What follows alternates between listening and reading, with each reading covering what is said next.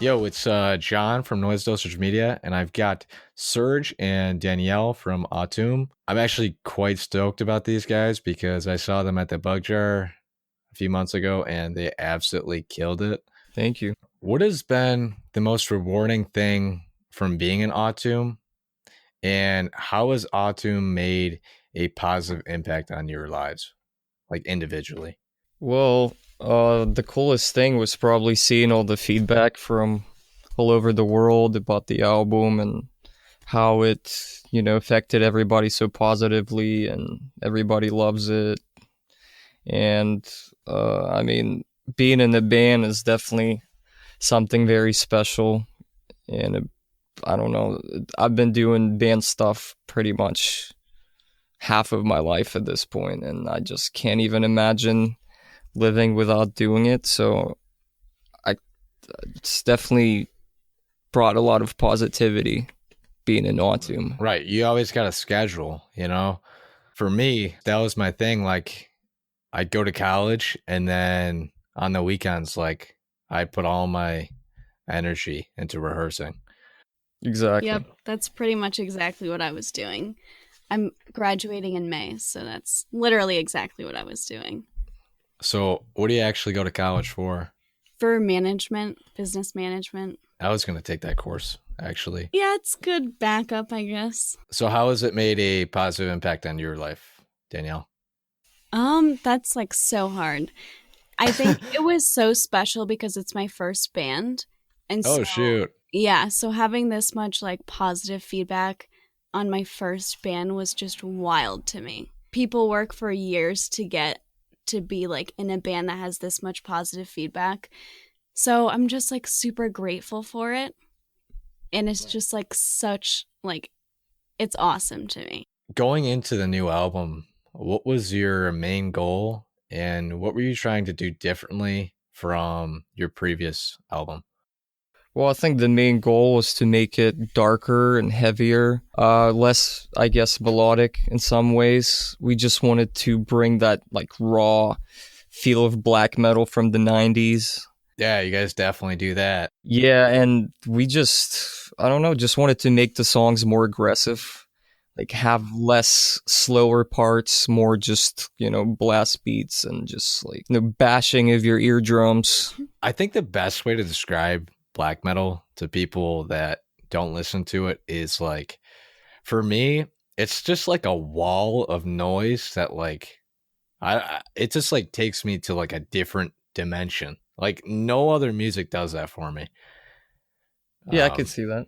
What is like the overall message that you're trying to portray on the new album? And does your music formulate better live or on record, do you think? Well, the message behind this record was just about, the chaos, left-hand path stuff, basically. For those that aren't familiar with that, chaos is like the origin of all creation. And basically that's like a spiritual path for some people that just believe in, returning back to the source. Right. To say it shortly. And as where it's better live or on record, I'd say probably live. I would say live. It's I so definitely hard. agree. I definitely agree. Yeah, it's hard to capture the energy, and especially, we don't have the biggest budgets for studio. So it's hard to get like that very big sound or like to capture the exact sound of the amp and et cetera, et cetera. And we like to, it's different energy too. Because when you're sitting in the studio, you're doing take after take, Oh my gosh. click tracks and blah, blah, blah. You're kind of me not in bad the memories. Yeah. Yep.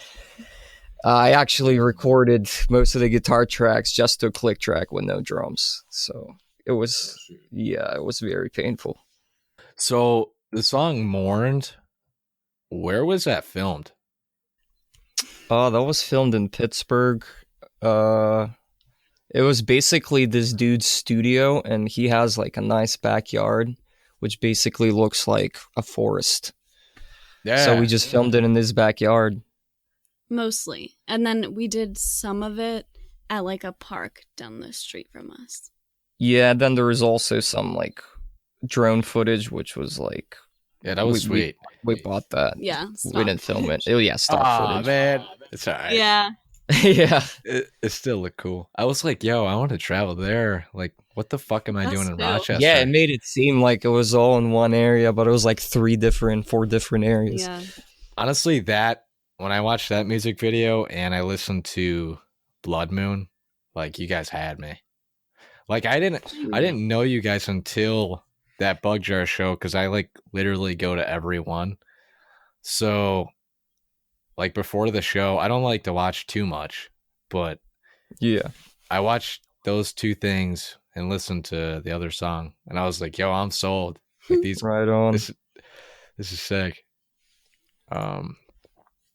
So how would you say Automb has evolved since the beginning of the band, and like, when did the considered band start? I think we evolved a lot musically. The original demos that I was doing were kind of, I guess, a little bit more primitive.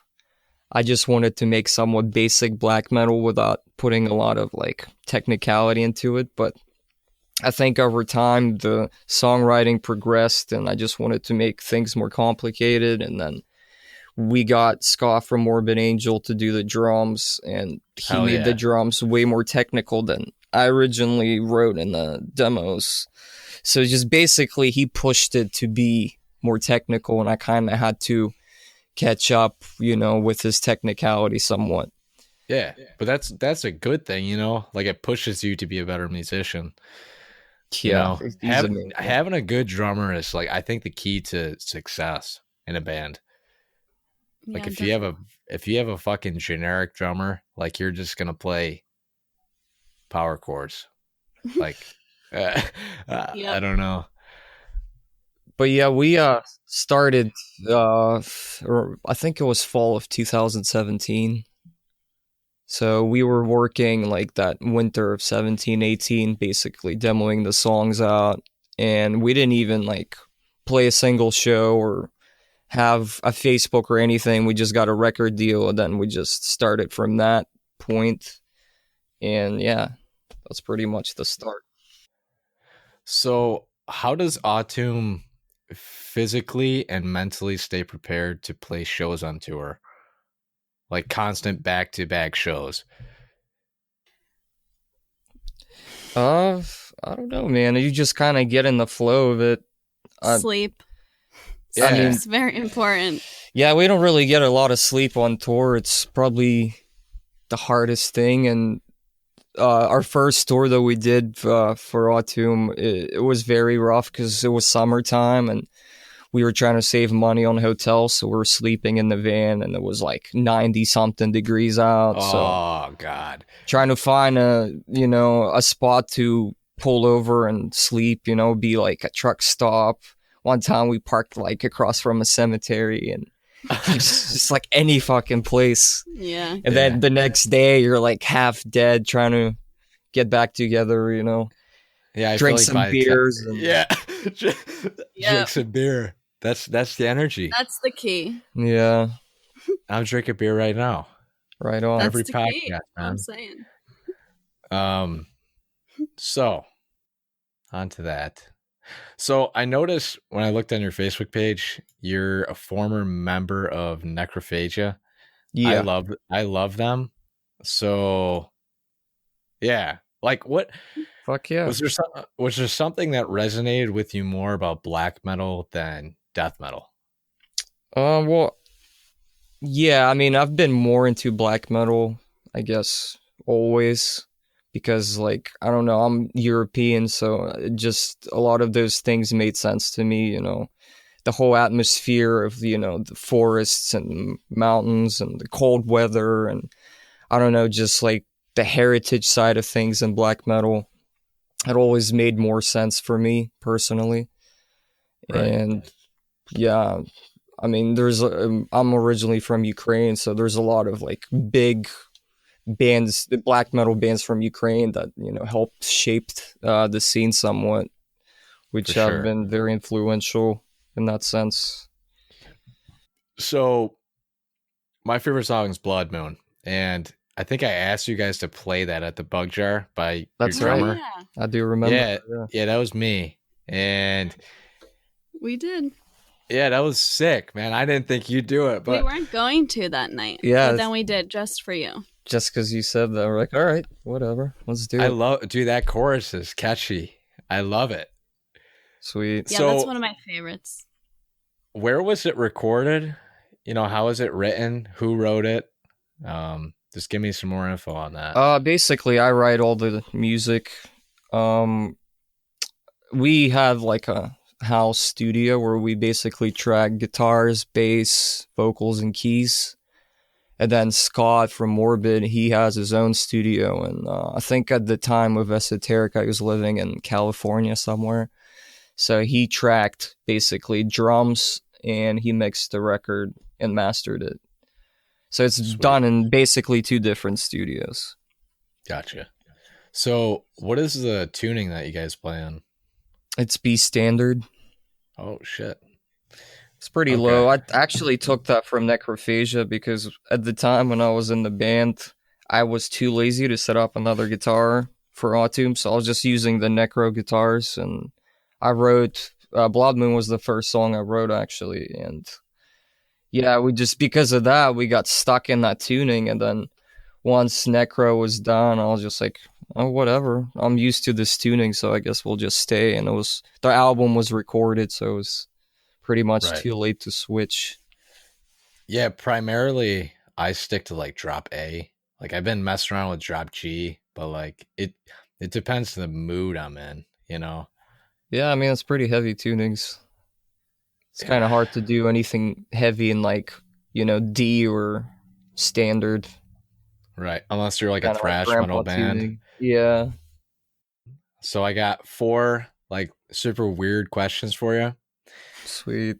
So what was the first ever patch that you guys sewed on to your vest? Oh, wow. I don't know if I can remember that.